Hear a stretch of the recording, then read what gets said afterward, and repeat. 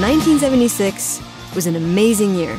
It was America's bicentennial, and it was also the year that one of my favorite bands, the Ramones, came out with their debut album.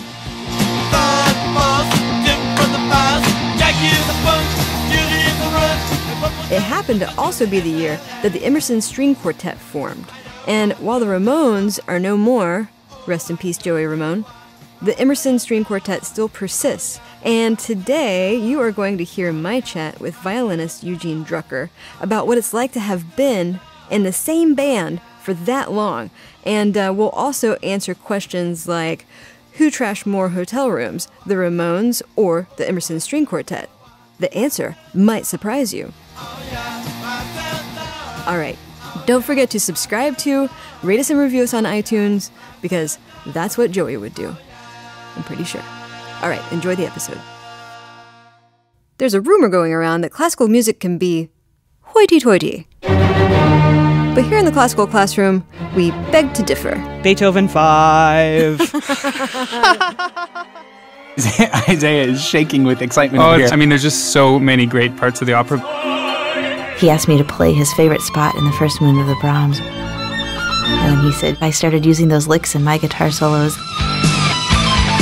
How to be classical music rock stars, because there's not enough of that in this business.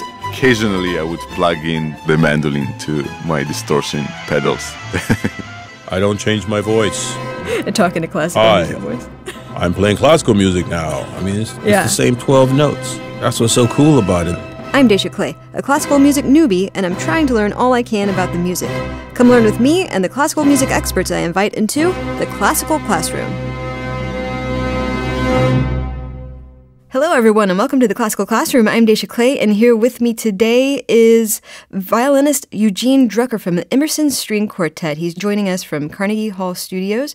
The quartet was formed in 1976 in New York City, and it probably goes without saying that they have played all over the world and are kind of a big deal. Just this past season, and this is just their work together, they played 85 quartet performances. Eugene Drucker, welcome to the Classical Classroom. Thank you, Dacia. So you guys just put out a 52 CD box set of your complete recordings on Deutsche Grammophon in honor of your 40th anniversary together, and I think that it officially doubled the size of my CD collection. So I thought that to start the show, we could just listen through the whole box set. Okay. So here's track 1 of CD 1 of the 52 CD box set, and it's Schubert.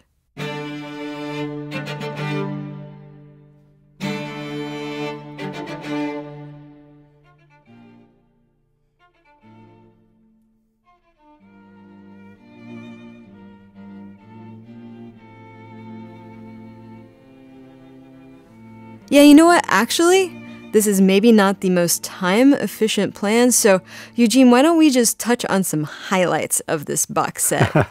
Unless you want to do one of those satirical condensations where you sort of compress, I don't know how many hours of music into a few minutes, and it sounds like total cacophony. That's a great idea. We could play them all at the same time. And I think there is a recording of the entire Ring cycle of Wagner that's supposed to take, I don't know, 15 minutes. You can imagine what that sounds like. Yeah, I've heard about that. And then I heard on the flip side that somebody, it was like a performance art thing where somebody took, I think it was Beethoven's Ninth, and stretched it out so that it actually spanned 24 hours. And people gathered in this place to listen to it. But anyway, that's neither here nor there. Congratulations on this major accomplishment, both of the 40th anniversary and of the box set. Thank you. So usually on this show, I have guests teach me something about classical music, but I think I'd like for you to just teach me about your experience. I can't imagine what it must be like to have played music with other people for that long.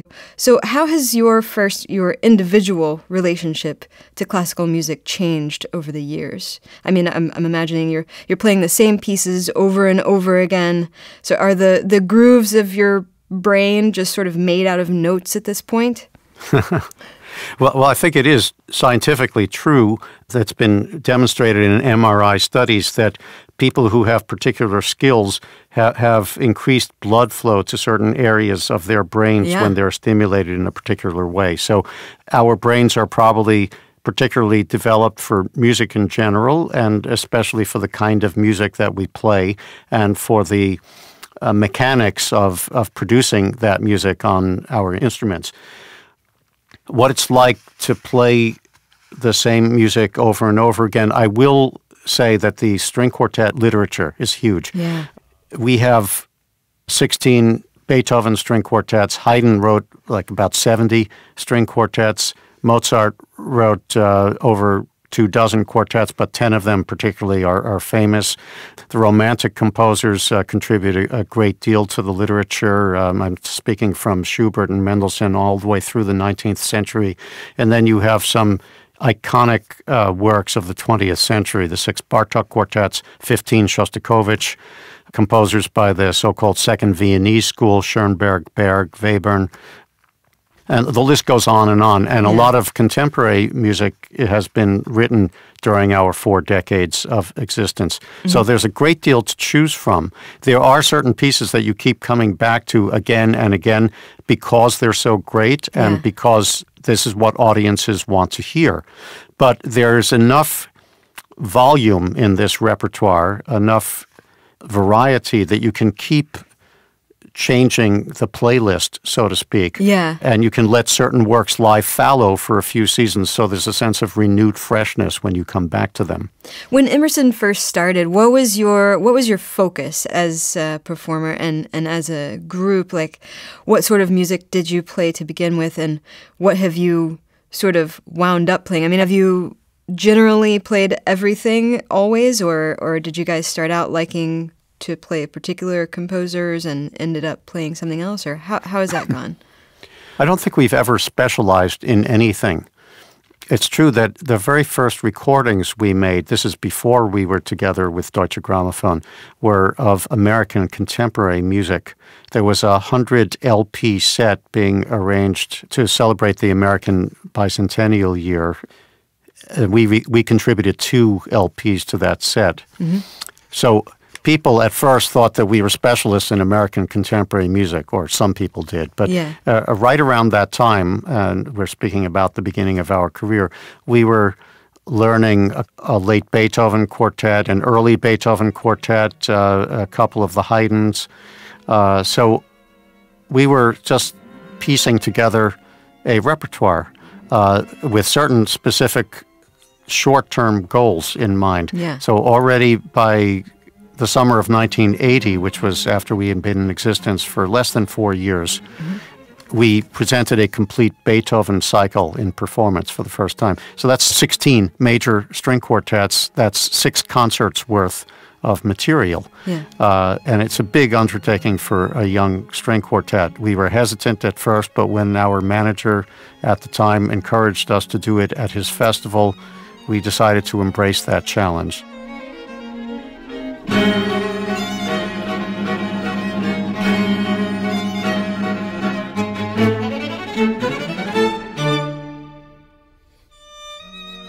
The following year, for the very first time, we played all 6 of the Bartók quartets in a way that had never been done before, which was all 6 in one evening. Mm-hmm. It was at the time of the centenary celebration of Bartók's birth, and there were all sorts of concerts in which Bartók's music was being celebrated. We wanted to do something a little different, and we decided it would be a viable artistic enterprise to have a 3.5-hour-long concert in which we told his life story, as it were, through his string quartets. These quartets span 32 years of his creative life, so that's a majority of the time he was active as a composer. And if there's one single body of his work that tells the story, it's the string quartets.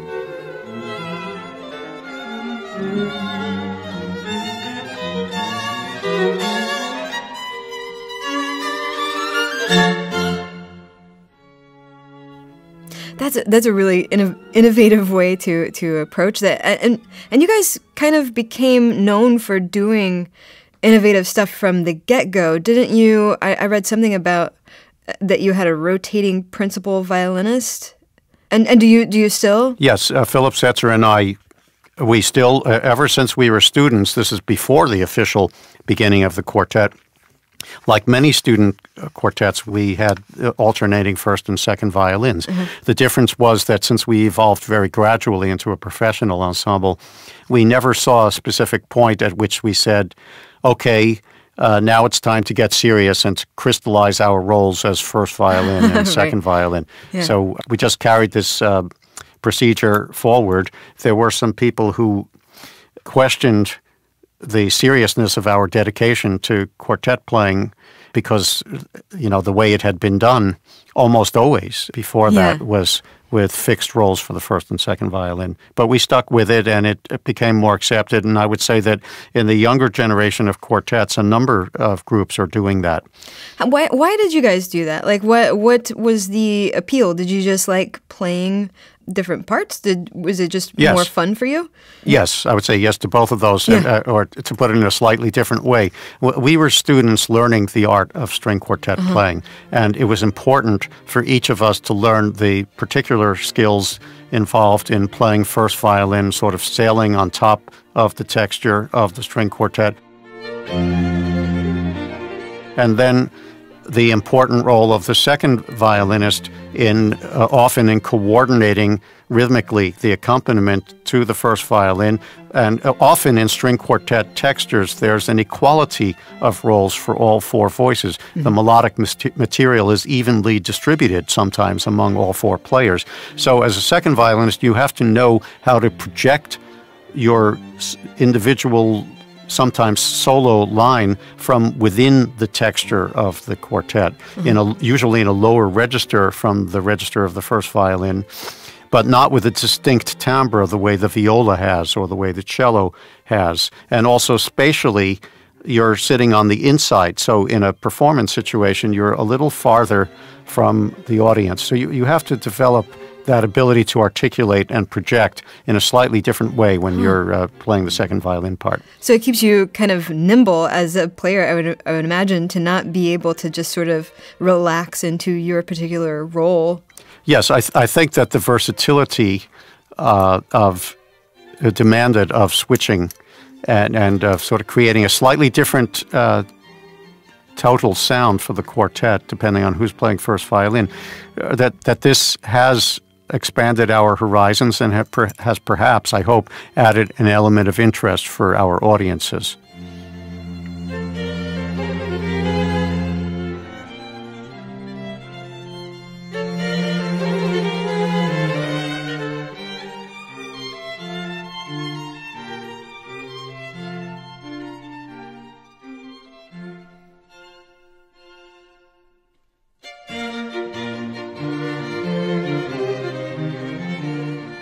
I also read that you guys did this crazy thing where you all decided to start playing standing up with the cello player on a riser. Yes, that was about 15 years ago. Where did that come from? Why did you make that move? I think it came from several sources in several experiences that we had. One is that we were playing a concerto for quartet and orchestra with the Cleveland Orchestra by a contemporary German composer named Wolfgang Rihm. R-I-H-M. And he's a brilliant composer. This particular piece had an enormous orchestration with full brass section, I don't know how many French horns, trombones, tuba, big percussion section, as well as full string section. Well, needless to say, there are some balance problems in a piece like that. Even though it's very well orchestrated, there are limits to how much a string quartet can project against an orchestration like that sometimes goes to an extreme. So we had the privilege of playing this with a great orchestra like the Cleveland Orchestra 6 times altogether with Christoph von Dohnanyi conducting. And at one point, Dohnanyi asked his assistant conductor, who was listening to the rehearsal in the hall, how well he could hear the quartet. Well, there were places where he couldn't hear us that well. So we tried to have us stand, the three players who can stand while playing, the two violinists and violist, and to put the cellist on a riser. And I wouldn't say that made all the problems disappear, but it certainly enhanced our projection. So we became aware that when you stand, you can project your sound more. I think to some extent we had an awareness of this before because, you know, as a soloist, a violinist is going to stand. A violist is going to stand, or when either when you're playing concerto with orchestra or when you're playing a recital with a pianist, you stand. But for some reason, the tradition of string quartet playing, the custom had developed for all four to sit. So another experience we had that same season was a theater project called The Noise of Time, about the life and times of Shostakovich in the Soviet Union. The time frame of the whole theater project was from the early 1930s until the mid-70s, when Shostakovich wrote his last quartet. We played that last quartet, which lasts 35 minutes, the 15th quartet, in varying configurations on the stage. And between us, we had the four actors who were sort of wandering around on stage and sometimes coming between us. Sometimes we were spaced very far away from each other on stage, sometimes sitting, sometimes standing, and eventually the last 15 or 20 minutes we were on a platform that moved slowly, imperceptibly toward the edge of the stage. So this whole experience of working on the theater project, I would say, broadened our concept of what was possible in playing the string quartet. And again, we became aware of the fact that you could play more freely, physically, when you're a violinist or a violist, when you're standing. You can move your arms a little more freely. Plus, it's better for projection. So perhaps it was inevitable that at some point we would experiment with applying this principle and these discoveries to the normal string quartet repertoire in normal concert setting. And we put the cellist on a podium so that his F-holes would be closer to the F-holes of the two violins and viola, because that's where the sound is coming from mostly. So you don't want the cellist to be at a disadvantage. I think it's visually more engaging, it's physically easier for us to play that way, and we're able to see each other better in terms of cues for our ensemble playing. And it's really visually interesting. You see people standing up. There's something, I don't know, about that physical involvement in the music that draws you in as an audience member. So it's very cool. And it's interesting to me, too, having come from a rock music background, that's, you know, the formats of playing on stage, that is such a tradition in classical music, that just the act of standing up is such a major move to make, you know, whereas in other genres of music, it's totally acceptable that people are running around the stage and playing down on their knees, and you know what I mean? Right. Okay. Well, I could say a couple of things about that. First of all, if you look at some old paintings of chamber music being played, this is before the invention of the string quartet, which came maybe in the 1760s. But if you look at paintings of a violinist and flutist playing together with a harpsichordist and somebody playing viola da gamba or cello, well, of course, the viola da gambist or the cellist would be seated and the harpsichordist would be seated, but the violinist and flutist would be standing. And I think there are even some pictures of early string quartets, very early quartets, where the violinist might have been standing. But at some point in the 19th century, it did become customary for everybody to sit. And I think it's important for people who don't have a background in classical music to understand that it's not in every genre of classical music that people are sitting, because that might create the impression that it's a very subdued, sedate art form. It's important to remember that classical music was all experimental. It was all contemporary music when it was first produced. Right. It used to be just music. It wasn't classical music. That's right. That's right. And I think the reason that people began to sit was that there was something about chamber music particularly, and string quartets even more so, within the realm of chamber music, that seemed like the person's individual ego should be subordinated to a greater whole. And, and there's something noble about that. Yeah. I mean, it's bigger than the individuals involved. And I feel that there is something still to be said for this sublimation of the individual ego toward the greater entity of the collective identity of, that's kind of string lovely. quartet. But we felt that it might have required a slight adjustment for us and for some audience members, but that there was nothing about this approach that would detract from the greatness of the music, that we were not going to be performing with extra showmanship and distracting from the essential aesthetic content of the music by standing rather than sitting. So you've played together with the same people for all of this time, but in 2013, Paul Watkins joined. Yes. What was it like to have that shift? I mean, you're just 4 people, and to have a quarter of the group change. How did that affect you? How did emotionally and as performers, like, what was that like? That's a very good question, Dacia. We had been playing together with David Finkel for 34 years. He came in about 3 years after we formed the quartet, and he's a huge musical personality.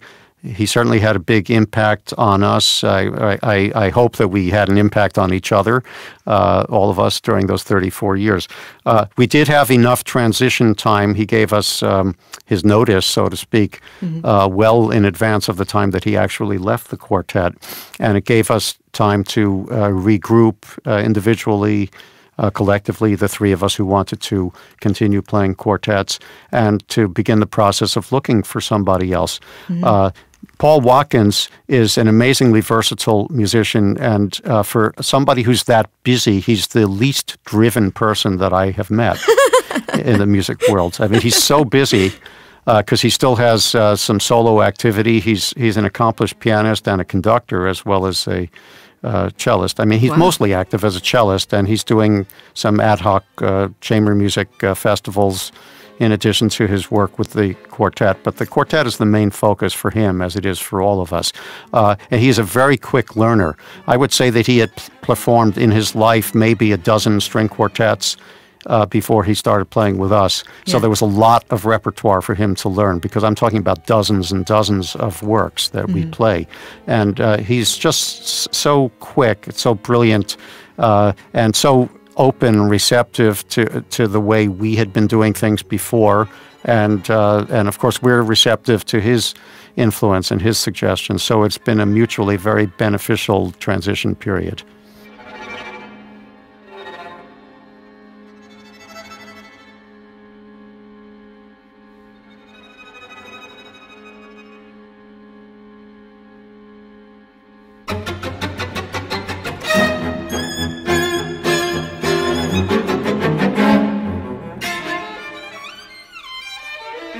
Before you go, I would very much love to hear. I mean, you guys have played together for so long and all over the world. I know you've got to have some great tour stories. So probably, yes. I don't know if I can come up with one on the spur of the moment. I mean, if you can think of a brief, crazy story, I would love to hear it. You've got to have, you guys have played everywhere. Yeah. I guess maybe I'll make it a little bit simpler, because that's kind of a broad question.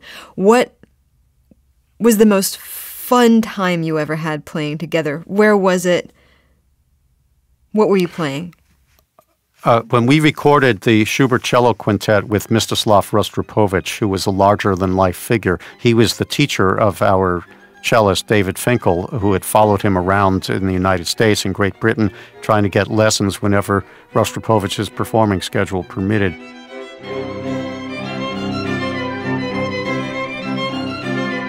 It was exhilarating being with Rostropovich, hearing his stories about his personal relationship with these 2 great composers, Prokofiev and Shostakovich.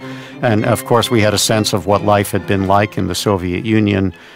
during those decades of the 1950s and 60s, 70s. And a lot of alcohol flowed during those 5 days that we were performing and recording with him. And what happened? I mean, did you guys trash a hotel room? Did you? No, I don't think so. I don't know what Slava did with his hotel room, but I don't think that the rest of us did. But it was a good might time. be. I think that occasionally rock groups might do that. I don't want to generalize, but Yeah. I don't think classical music people generally do that, but it's probably happened. Yeah, maybe some divas do it. I really don't know. Yes, classical music world, if any of you out there have trashed a hotel room, please email me. I want to hear this story. You guys have been playing together for so long, and you're clearly still going strong. It's amazing. I just congratulations on your accomplishment again. It's fantastic. And Eugene, thank you so much for taking the time to be on the show today. I really appreciate your spending this time with me, Dacia. All right, take care. You too. All right, everybody, that does it for this episode of Classical Classroom. For more Classroom, go to houstonpublicmedia.org/classroom. Check out our social media and follow at your own peril.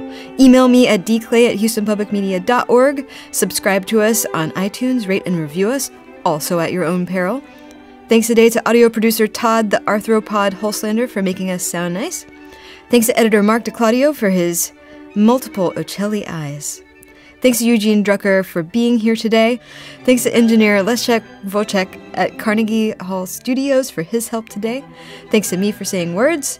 But most of all, thanks to you for listening. We'll catch you next time.